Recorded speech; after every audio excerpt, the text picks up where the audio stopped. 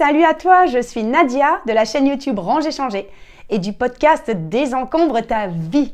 Aujourd'hui, j'ai eu envie de te faire un débrief d'une émission télé qui est passée sur TF1. J'ai un petit cheveu qui est là et que j'ai bien aimé, qui s'appelle Détox ta maison. Et pourquoi j'avais envie d'en parler? Parce que c'est une émission qui consacre et qui met à l'honneur le désencombrement de la maison. Détox ta maison. Donc, dans cette émission, il y a des choses que j'ai aimées, des choses que j'ai un peu moins aimées. Mais j'aimerais vraiment t'en faire le débrief et te mettre ma patte, te dire un petit peu ce que j'en pense et quels sont les conseils que tu pourrais appliquer à toi-même. Donc déjà, ce qui est intéressant, donc j'ai pris mes petites notes comme d'habitude, c'est que cette émission, elle ne fait pas que du désencombrement de la maison et surtout, elle fait quelque chose de très télévisuel. Parce qu'en fait, quand on va désencombrer chez les gens, en général, quand c'est dans l'appartement, il n'y a pas beaucoup de recul pour filmer. Il y a vraiment souvent énormément de bazar. Donc déjà, il faut savoir que ce qu'on voit dans cette émission, ça correspond vraiment à la réalité de ce que moi je vois et de ce que j'ai vu sur le terrain. C'est-à-dire que vraiment, il y a beaucoup de gens qui ont des maisons qui sont très encombrées et donc qui sont très en bazar.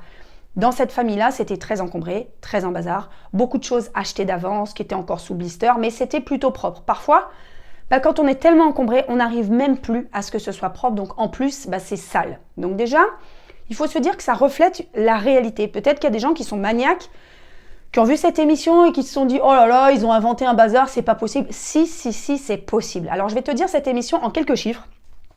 Donc ils ont désencombré une famille, ils ont désencombré surtout l'appartement d'une famille de 5 personnes, donc papa, maman et les 3 enfants. Cet appartement, il faisait à peu près, je pense, entre 100 et 120 mètres carrés. Ils ont trouvé dans cet appartement 1419 assiettes jetables, 111 casquettes, 81 sacs à main, 286 jeux de société et 339 paires de chaussures. Donc, on peut se dire « Ouais, non, mais c'est pas possible, c'est dingue. » Si, ça correspond quand même à ce que parfois je peux trouver chez des gens. Je peux trouver facilement 80 paires de chaussures pour une dame. Donc maintenant, je vais t'expliquer comment ils ont organisé cette émission et je vais te donner mon avis à chaque fois. Donc cette émission, c'est organisé en 7 jours. Donc ils disent « Détox ta maison en 7 jours ». Ils ont une équipe de 4 personnes qui intervient, donc une home organizer, ok, une personne qui fait du bricolage et de l'agencement, donc ça c'est génial, elle va créer des meubles sur mesure en fonction du besoin de la famille. Un monsieur qui est expert du ménage, donc ça c'est extraordinaire, et quelqu'un qui est expert en décoration. Parce que c'est vrai que quand on désencombre sa maison, les choses ne vont plus au même endroit, on ne va plus avoir les mêmes besoins, les mêmes volumes de vêtements, de possessions. Donc les meubles changent et c'est vrai que c'est sympa de pouvoir avoir quelqu'un qui fait un peu de déco d'intérieur, un peu de décoration, d'aménagement des espaces. Donc ça, c'est vraiment le fait que ce soit TF1. Mais l'esprit du désencombrement y est et on n'a pas besoin d'avoir un expert du ménage et un expert en agencement pour faire le désencombrement de sa maison. Donc en fait, les 7 jours sont organisés comme ça. Jour 1, ils font le bilan de la famille, c'est-à-dire que l'équipe des 4 animateurs de l'émission va dans l'appartement et fait des commentaires.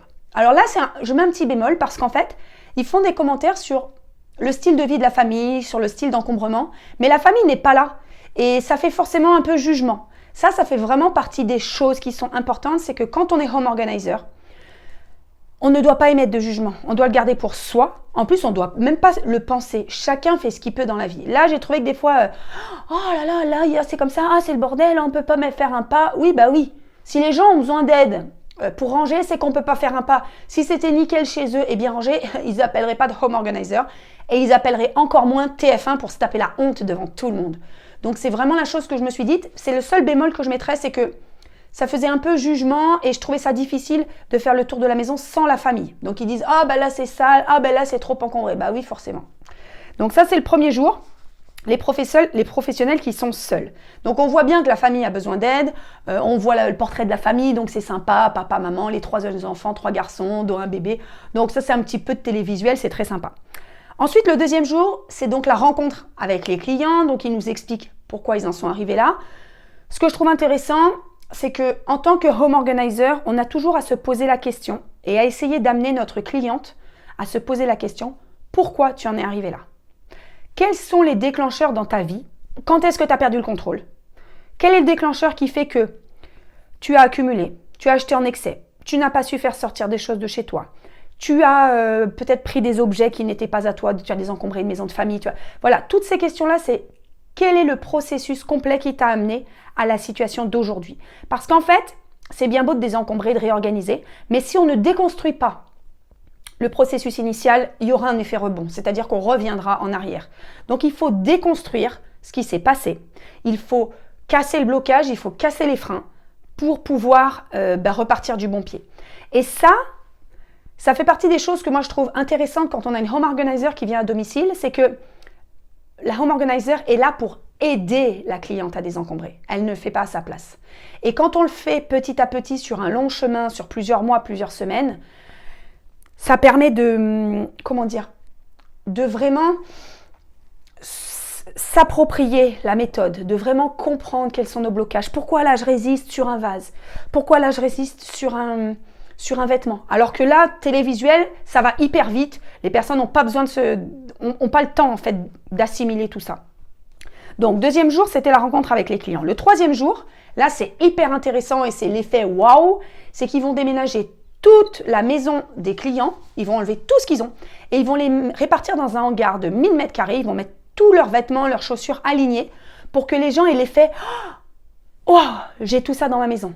Donc ça a plusieurs bénéfices. Le premier bénéfice, c'est de se dire oh, « Mon Dieu, j'ai été capable d'accumuler tout ça dans mon appartement ». Parce que les gens ne s'en rendent pas compte. Quand je crois qu'elle leur avait demandé combien vous pensez que vous avez de jeux de société, les gens ont dit 80 et au final, ils en avaient 286. On ne se rend pas forcément compte, pas du tout compte des volumes. Ensuite, ce qui est intéressant, le fait que ça soit TF1, c'est que c'est vachement plus facile de trier. Parce que tu vas dans le stand où il y a toutes les chaussures et puis tu regardes, ça va plus vite. Par contre, quand on le fait à la maison, on ne peut pas faire comme ça. Donc à la maison, on fait un tas par exemple de vêtements, on fait un gros tas sur le lit, on a cet effet waouh et on ne trie que les vêtements. On ne trie pas toute la maison en une journée ou en 2 journées. Mais j'ai beaucoup aimé cette histoire de l'effet waouh et bravo TF1 d'y avoir pensé parce que c'est pas du tout quelque chose qu'on peut faire au quotidien avec une home organizer. Donc quand ils font le déménagement, là, il y a les émotions qui arrivent. Là, les clients se disent pourquoi j'ai accumulé autant. C'est là qu'on voit que dans la cave, il y a plein de jeux de société sous blister qui sont tout neufs. Là, la mère de famille, elle se dit oui, c'est vrai que j'accumule en fait. J'ai une peur du manque. J'ai une peur du vide. Ça, c'est intéressant. Ça fait partie de ces blocages. Ça fait partie des mauvais mécanismes, de ces mauvaises habitudes qu'elle a mises en place et qui font qu'elle en est arrivée là où elle est arrivée. Ils sont à un point de non-retour. Ils sont incapables. Et aujourd'hui, ils seraient incapables de faire ce travail seuls, à moins de ne pas travailler pendant 1 mois et vraiment de s'y mettre. Mais même en s'y mettant, si tu n'es pas accompagné par une professionnelle, les émotions, boule au ventre, tu ne peux pas aller chercher aussi loin. Parce qu'il faut bien savoir que le désencombrement, ce n'est pas du rangement, c'est vraiment de la psychologie. Moi, je dis souvent à mes clientes, j'ai un programme qui s'appelle Devenir Home Organizer, donc je forme les personnes à devenir Home Organizer. 10 semaines pour augmenter tes revenus et réenchanter ta vie.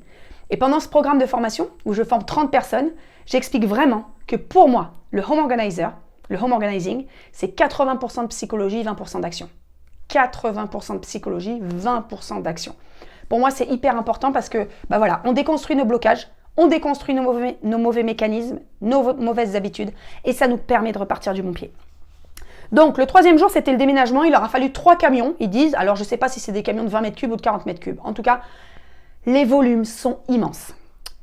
Le 4e jour et le 5e jour, ce sont 2 journées de tri, donc dans le fameux hangar, ils disposent toute la maison à plat par terre, par zone, donc cuisine, zone vêtements de chaque personne, et ils leur disent il faut que tu enlèves 50% de tes affaires. Moi, je trouve qu'ils sont sympas parce qu'ils pourraient enlever facilement 80%, ne serait-ce que dans les habits des enfants, par exemple. Il y avait beaucoup trop dans leurs habits, ils pourraient enlever plus de 50%. En tout cas, il y a des choses où on peut enlever 80% et des choses où on peut moins enlever. Mais là, objets de cuisine, ils étaient très encombrés. Et tout ce qui est enfants, jouets des enfants, etc., ils étaient très encombrés. Donc, c'est là que commence le réel tri. Moi, en général, quand je suis chez les clientes, et c'est ce que j'enseigne aussi dans mon programme de formation, c'est on va se mettre une mécanique où on va trier les objets dans notre tête. On va dire les objets que je garde, ceux que je donne, ceux que je jette, qui sont trop abîmés, ou ceux que je veux vendre. OK ? Et en fait, ces catégories-là, ils ont fait les mêmes. Ils ont fait donner, jeter, garder, vendre. Voilà, c'est exactement les mêmes que... Ça, c'est la base du home organizing. Donc, ils ont des zones et les objets, au fur et à mesure qu'ils les trient, ils les disposent dans leur zone. Donc, ce qui était intéressant, c'était de voir que pour la femme, c'était hyper dur. Par exemple, pour trier les livres des enfants, Elle disait, ah non, mais ça, il le lit tout le temps, ça, il le lit tout le temps. Mais je crois qu'il y avait 400 livres pour les enfants, je ne sais plus le volume. Et le mari, lui, il arrivait, il était très détaché de, je dirais, de la fonction sentimentale. En tout cas, il était très détaché du sentiment qu'il y avait sur les objets. Il prenait, il disait, on donne, on donne, on donne, on donne, on donne. Et la femme, non, ça, je donne pas, ça, je donne pas. Donc, c'était hyper intéressant. Habituellement, à domicile, on ne trie que ses affaires. C'est-à-dire que quand je fais une session des encombrements avec une femme, je vais trier que ses affaires et que les choses dont elle est responsable. Si elle est responsable de la cuisine, c'est elle qui va trier la cuisine avec moi. Si c'est le mari qui est responsable de la cuisine, par exemple, c'est lui qui cuisine, je vais trier la cuisine avec le mari. On ne peut pas trier les affaires les uns des autres parce que tu sais pas, moi, ce qui m'apporte de la joie comme pull, tu vas me dire, ce pull est très moche, Nadia, mets-le à donner. Et moi, je vais te dire, mais non, mais moi, je l'adore, je suis hyper confortable dedans et je trouve que sa couleur, elle me met très en valeur. Donc, on ne trie que ses affaires. Là, ils sont 2 pour trier les affaires communes, donc c'est plutôt une bonne idée. Mais c'est très, très rapide. Ils n'ont que 2 jours pour faire ça. Je trouve que c'est quand même très rapide et je ne sais pas combien de temps ça leur a pris. Bon, après, c'est la télé. Hein. Je pense qu'ils ont été aidés. Peut-être même qu'ils ont mis 1 semaine hein, et pas du tout 2 jours. Voilà, c'est ce qu'il faut se dire aussi. Je connais un peu le fonctionnement de la télé pour en avoir fait un peu avant. Et c'est pas toujours comme ils nous disent. Donc, ce qui est intéressant, pendant que eux ils font le tri, c'est que le monsieur qui s'occupe de l'agencement et des meubles, eh ben, il leur crée des meubles sur mesure à la maison, dans la chambre des 2 garçons, des 2 grands. Il leur fait un bureau adapté, chacun et tout. J'ai adoré ça. Donc, il crée des meubles. Et, ah oui alors, autre chose que je voulais dire, donc je vais redonner un petit peu des volumes. Ils leur ont trouvé 39 gels douche et 900 couches. Elle a un bébé de 18 mois et elle a trouvé 900 couches. Non seulement ça fait du stock, ça prend de la place, ça fait du stock en argent, c'est-à-dire que tu dépenses ton argent est immobilisé pour rien. Donc ils lui ont vraiment dit les couches, et ils en ont donné la moitié parce que la moitié, les couches n'allaient plus au bébé. Pareil pour les vêtements. Le petit s'habillait en taille 2 ans et elle avait gardé tous les vêtements de moins de 2 ans alors qu'elle savait qu'elle voulait plus d'enfants. Ça par exemple, c'est des choses bêtes. Ça encombre bêtement. Donc, 2 journées de tri, hyper important. Pendant ce temps, ils réaménagent la maison. Ensuite, ce qui est intéressant, donc les journées de tri, c'est jour 5 et jour 6. Et en fait, ce que je trouve dommage, non pardon, c'est jour 4 et jour 5. 6e jour, c'est là que je trouve ça très très très très très dommage. C'est qu'en fait, c'est l'équipe qui s'occupe de remettre tout dans la maison. Alors là, je vais faire le signe là. Alors là, c'est pas possible. C'est pas possible. Alors je sais qu'ils ont fait ça parce que c'est TF1, le couple il peut pas se permettre de remettre tout son ourbi dans son grand appart. Mais comment veux-tu que les gens s'approprient? Je suis encore restée avec les... C'est pas possible. Comment veux-tu que les gens s'approprient leur nouvelle organisation, les nouveaux vêtements qu'ils ont gardés, tout, si c'est pas eux qui les ont rangés dans leur appartement? Ça m'a choquée. Choquée. Parce qu'en fait, ce qui est intéressant de se dire, c'est que quand on désencombre soi-même sa maison, il n'y a pas d'effet rebond. Ça veut dire on ne revient jamais en arrière sur l'accumulation, les achats compulsifs, etc. Mais là, dans la mesure où ce n'est pas eux qui ont remis les choses, déjà moi j'y vois plusieurs problèmes. Premier problème, comment ils vont trouver leurs affaires? C'est-à-dire, je veux mon appareil à raclette. Comment je sais où tu me l'as rangé? Je ne sais pas. Ensuite, est-ce que ce que tu as rangé, c'est forcément le plus logique pour moi? Pas du tout. Moi, par exemple, si je sais que je fais du yoga 5 fois par semaine et que j'ai envie d'avoir mes affaires en bas parce que ça m'évite de monter sur un truc, mais que toi, tu me les as mises en haut, il va falloir que je rebouge tout. Donc bon, bref, j'ai trouvé que c'était super chelou de faire eux-mêmes l'organisation. C'était beau, c'était télévisuel, c'était aligné, c'était dans des pots en verre, c'était super joli. Mais je recommande vraiment, vraiment, vraiment que ce soit la personne qui réorganise avec la home organizer, en posant des questions. Qu'est-ce que tu penses si on met ça là? Est-ce que ça te convient? Quel est ton fonctionnement dans ta vie quotidienne? Comment ça peut soulager ton fonctionnement quotidien, ton intendance? C'est comme ça en fait qu'on réorganise les choses. Donc là, il fallait aller vite, forcément c'est une émission télé. Donc c'est eux qui ont réorganisé et ensuite la famille vient et découvre le super appartement, etc. Donc, le bilan de cette émission, j'ai trouvé que c'était très sympa. Ça met en valeur la profession de home organizer, donc ça montre qu'il y a un réel besoin. Aujourd'hui, on est de plus en plus de home organizers à se former. Bon, on n'est pas beaucoup, on doit être une centaine, c'est pas énorme. Peut-être en France 150, pas plus. Moi, j'organise un programme qui s'appelle Devenir home organizer en 10 semaines en ligne avec 5 coachings de groupe, des lives où je fais je crée avec le groupe Facebook, les lives, vraiment une communauté de home organizer. Donc c'est vraiment, ça se passe hyper bien. J'ai fait une session l'année dernière, c'était complet, ça a été génial. Donc on était 30. Je vais relancer ce programme très bientôt. Là, je vais marquer sous la vidéo la date. Et je vais faire un tarif pré-vente pendant une semaine et ensuite ça sera un tarif public. Donc n'hésite pas si ça t'intéresse à regarder sous la vidéo, tu auras tous les détails pour cliquer. J'espère que si ça t'intéresse, tu feras partie des personnes. Ça va vite, j'ai déjà 8 personnes sur la liste d'attente et j'ai que 30 places, donc il ne faudra pas réfléchir trop longtemps. En tout cas, j'espère que ce débrief de l'émission t'a plu. J'ai vu qu'une seule émission, moi je ne regarde pas la télé, j'ai regardé le replay. Peut-être que je regarderai la numéro 2, voir s'il y a quelques changements, mais je t'encourage à la regarder si ça t'intéresse. Et sinon, tu te contentes de ma vidéo et tu en sauras déjà pas mal.